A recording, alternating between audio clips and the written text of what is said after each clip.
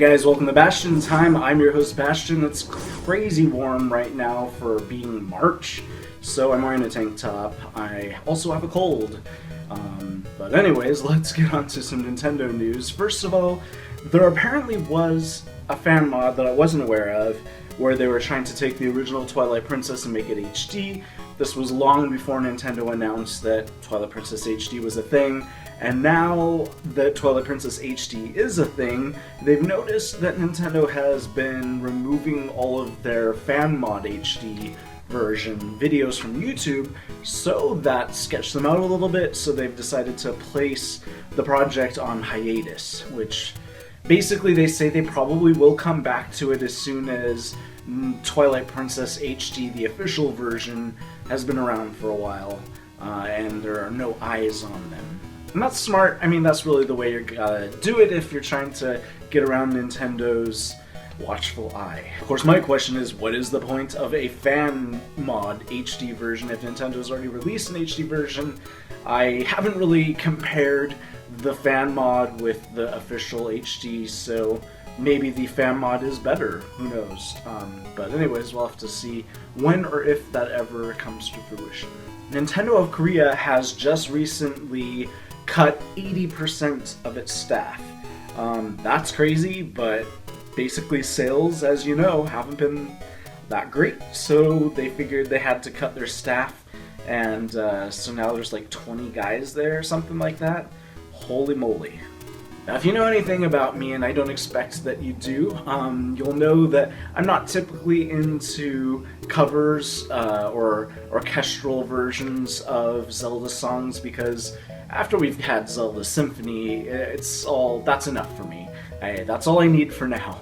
But this one is amazing. This is the Ocarina of Time Symphony, and it's not just a recreation of the songs from Ocarina of Time, but it's basically reimagining each and every song from Ocarina of Time as if it were originally meant to be played by an orchestra. So I don't really know how to describe this very well, but like sometimes you'll hear orchestra versions that are really just higher quality synth sounds not being played by an actual orchestra of the already existing melodies and harmonies. That's not really what this is doing at all. This is scrapping all of that and saying, well, here's the basic melody and harmony and the basic idea of which instruments, but what if the whole idea from the get-go is this was going to be an orchestra? So I'm not describing it very well, but when you hear it, you'll understand. It is breathtaking.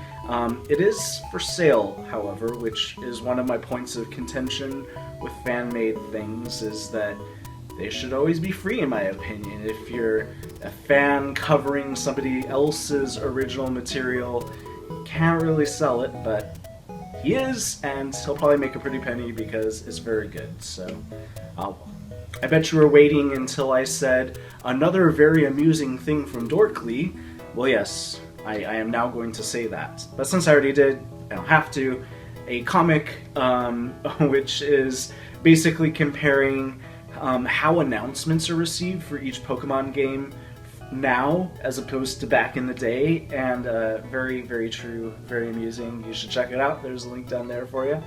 And our final story, and possibly the most interesting one, is that Pokemon Go beta version has been found, and it has been ripped to pieces by those who know how, and they've uncovered all kinds of details and beta footage and things, so we know about all kinds of attacks and which Pokemon are in it, which are basically the original ones, and how this whole thing works. So if you want to check it out, you can. There's a link for you down below. If you just want to be surprised by Pokemon Go when it comes out, you don't have to, but it's pretty interesting stuff.